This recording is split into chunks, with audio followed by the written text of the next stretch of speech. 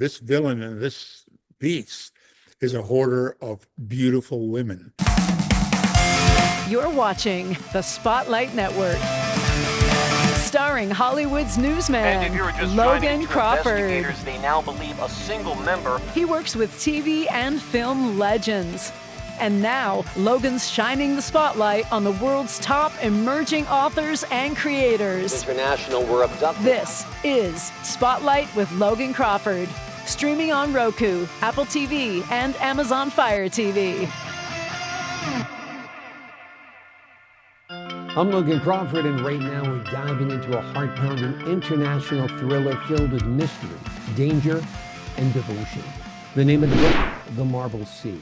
And it is written by a terrific author. His name is Brian Russell, and he takes readers from the canals of Venice to the ancient streets of Istanbul in a breathtaking story of love tested by betrayal and survival. When Nora Brandt vanishes without a trace, her husband Peter embarks on a desperate race across continents and against time to find her before it's too late. We're delighted to have this very talented author join us here today. We thank the team at Mainspring Books for helping us put him on TV today. And we ask viewers like you to support authors like him by subscribing to our channel and by purchasing his powerful book. The links are below this interview. Brian, thank you so much for joining us here today. Thank you, Logan. Nice to be with you. Great to have you on the show. What inspired you to set this story in the romantic yet dangerous backdrop of Venice and Istanbul? I have a little formula with regards to the books I write. I write about couples. It's not a single hero or heroine. I write about couples. And a couple of times I've written about Hollywood couples, and I happen to be a part of one of these conjunctions. So my wife is a famous actress, and so I write about. We often finish, if we're filming in Europe, we end up going to Venice just to chill out for a few days. So that began the story. It's based on a fact that we do go to Venice for little holidays, but the rest of it is all what came into my head as I was writing. Awesome. Well, it's great to be inspired by these beautiful places that you're blessed to travel through. That's for sure. Yeah. Nora's abduction is a terrifying twist. Was her character inspired by anyone real, perhaps? Tell us a little bit about that aspect of the story. All the women I write about are inspired by my wife. My wife is a wonderful, famous actress. I don't know if you know this, Logan, but my wife is Cheryl Ladd from Charlie's Angels. Wow. I've got a confession. Her poster was in my bedroom when I was a teenager. No. Oh, I had Farrah Fawcett, Cheryl Ladd, and the Dallas Cowboy cheerleaders adorning all of my walls. Yeah. Well, good and Jacqueline Smith too. I mean, huge. Who from our era wasn't a huge Charlie's Angels fan, right? But she becomes a great character, and I have a personality to use during my novels. So it's fun. Wonderful, wonderful. Have you ever thought about taking, or perhaps you already have, one of your novels and transforming it into a screenplay or a film for her? I think this one is a film for sure. It's a very cinematic book. It's very visual, this book. I'm inclined to write that way anyway. But yeah, we're kind of exploring making Marble Sea a film. It would be a great movie, I think. Yeah, absolutely. Absolutely. The relationship between Peter and Nora is wonderful, and it's central, of course, to the story. Talk to the audience a little bit about what makes their love so powerful. Wow. I'm just going to talk about ours because that's what I use in the book. Yeah. And we were friends for quite a while before we ever got married. So we had the friendship basis going on, and we knew that we really liked each other aside from the romance. Mm-hmm. So we liked each other, and it went further, and I wrote Cheryl's her first hit record. I was a record maker. I was signed to Elton John's label. I was in his band, and I wrote a song for her, which she recorded and became a top 40 hit. So she hired me shortly thereafter to be her background singer on Johnny Carson, Midnight Special, all that stuff. And I've just kind of stayed on board as her background singer for 40 years. Yeah, amazing, amazing. Does your work as a singer and a musician influence your writing?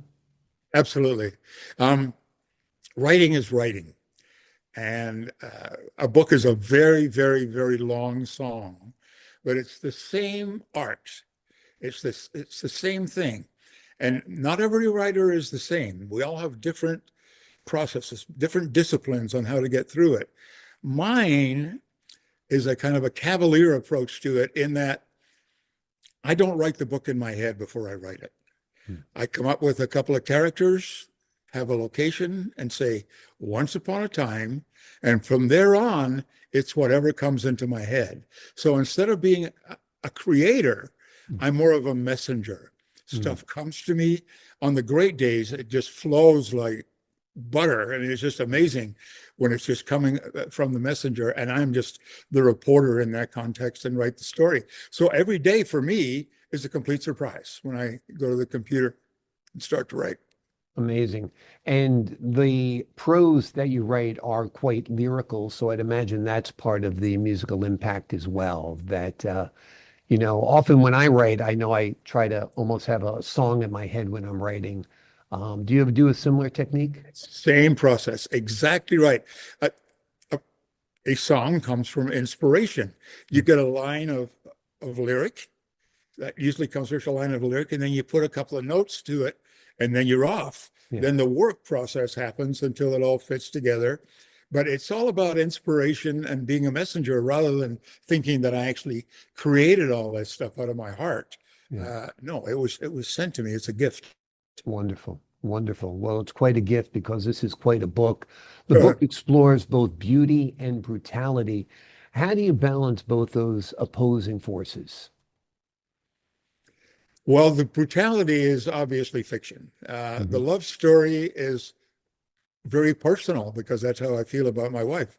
Yeah. We've been together a long time, and one of her greatest characteristics, she's kind and she's a big star and all that kind of stuff. But the greatest thing about Cheryl is that she's fun, Hmm. and she's fun every day. And I hope that that transports into the book where the characters are really interesting because they're kind of fun. It's not all serious and dark clouds and terror and brutality, but they're fun characters. And it's a pleasure to kind of keep up with them and see what they're going to do tomorrow. Yeah, absolutely. Talk to us about writing the villain. What, in your opinion, drives someone to collect all things beautiful? That's a very good question. That's a kind of a complicated one. I think we all know people who are fanatic about being hoarders, whether they're hoarding toothpaste or hoarding other people. And this villain in this piece is a hoarder of beautiful women, and she's just one in a string. So he is villainous from the concept in which he lives. Hmm. The thing that makes him figure he can just steal a woman off the streets and she belongs to him now, and he will make her exactly what he wants, as he does in this book. He alters her, as you know, surgically and all that kind of stuff to make her perfect for him. Yeah, So this guy is truly crazy villainous. yeah, absolutely. Absolutely. I think one of the great villains of fiction, actually, it's quite a compelling character that you have created. Tell us a little bit about your writing career. Is it mostly novels? How long have you been writing? Tell us a little bit about your work. Cool. The books is fairly recent, actually, but I've been a writer since I was a teenager. And I was born in Scotland. I was born in Edinburgh and lived there. And then we moved to Canada when I was about 11 years old. Mhm. And when I was in Toronto, I went to college there and went to college up in Waterloo, Ontario as well. And I was taking singing. I was doing opera at the University of Toronto when I was about 15 years old. And then my father, who's a minister, was very despondent when I decided to turn that into a rock and roll career. That was not what he had planned, and he liked to have things as he planned. Yeah. But I was not that. I was a bit rebellious. And I joined a group called Dr. Music in Toronto, and we became a recording group and made some records and all that kind of stuff. I wrote one of the songs that was my first entry into writing songs. Wrote a song for the group, and it went out and went on the radio and did quite well. And then I knew I had the ability, if I just had the discipline to sit down and do it, to write music. And I mean, sometimes I'm driving in the car and bang, there's the line, there's the lyric. And I hurry home to use that lyric and then bounce some melodies off it. And it becomes a work process. But I'm collecting, I'm just making myself aware. I'm listening. And eventually a song arrives, and it's quite astounding because I don't know what that song's going to be. And you just try to make it something beautiful and something catching. And I've just become that messenger. So songwriting became the essence of my life. I was a songwriter, and I also became a professional musician because I was a singer. And I sang in Canada, I sang a lot of commercials. I sang just about all of the commercials in Canada, which gave me a really nice income, and bought a nice house when I was a young man. And then I continued on to the recording situation, and then decided that we were kind of running out of space in Toronto. Decided to move on to LA and try to see what would happen. And we went to LA, and I mean, God is amazing because he put me in a place where I met a guy I had worked with in Toronto years before. And he said, "What are you doing here in Hollywood?" And I said, "Well, I'm looking for work. I just moved here." And he said, "Would you like to work as a singer on the Sonny and Cher show?" He said, "I'm producing the Sonny and Cher show. You want to be a singer?" I said, "Yeah." So there was the beginning of me being welcomed into Hollywood, gave me a nice income, and got to dance with Cher a few times, which was very cool. Yeah. And that became the beginning of having a writing career. Then I became a background singer, which I made my living doing the commercials, Sonny and Cher, background music. I became a background singer for Neil Sedaka. And Neil Sedaka was signed by Elton John's Rocket Records. And the Rocket Records came to see Neil Sedaka sing one night in LA, and I was a background singer with my ex-wife. After the show, they came up and said, "Would you guys like a recording contract?" And we said, "Oh, yeah, we really would." And that's how it happened. We were given a recording contract from being Neil Sedaka's background singers. The Rocket Record executives saw us, and they signed us to a record deal. So that became my life then, writing songs for my own records, writing songs for other people. I've written for Kanye and Beyonce and Cheryl Ladd, obviously. And so that kind of became my life. I was one of these lucky guys that got to do what he loves for a career, Yeah, it's amazing. It's amazing how you seem to be at the right place at the right time. Yeah. And people recognized your talent because you and I both know in the entertainment industry, there are so many talented people out there Yeah. that it's humbling, right? Yes, exactly. I go on a casting call for men who are 6'5" with dark brown hair, and there's 20 men in the room who look exactly like me. Yep, I know that one. And when you get chosen, you're like amazing. And so you've got an amazing story. I'm sure your wife's story about getting cast in Charlie's Angels is amazing as well, right? She's an amazing person, and it just came to her. The producer of Charlie's Angels came to her when Farrah Fawcett left, and he had gone through all the girls he knew in Hollywood, and in his mind was Cheryl Ladd needs to replace Farrah Fawcett. And she just said, "No, there's no way I'm going to try to replace Farrah Fawcett. That is an impossible task." And the producer said to her, "Well, what about if you were Farrah Fawcett's little sister?" Which was absolutely brilliant because she came into the show as a part of Farrah Fawcett's life, and nobody resented her supplanting Farrah. And from the first moment she walked through that door and said hi, that was it. She became the face of Charlie's Angels. Amazing. So, great story. It is a great story, and you're right. She flawlessly took over the role. Yeah. Few people would have the beauty and charisma to replace an icon like Farrah Fawcett, but your wife did. She did. Absolutely right. Yeah, I mean, because there was no, like I said, it was probably 12 years old when that show was on, and I was, in love with all of those girls on that show. Three of the most beautiful women television history on that show, right?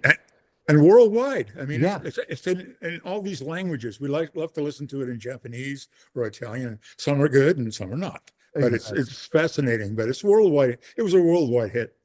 Amazing. Well, you guys are both quite a power couple, no doubt, because you're amazingly talented as well. This book is fantastic. Folks, the name of the book is The Marble Sea. It is a haunting journey through love, danger, and the power of human spirit to endure against impossible odds. Brian, thank you so much for joining us here today.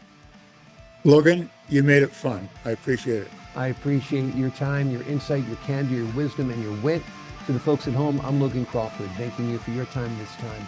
Until next time. Thank you so much.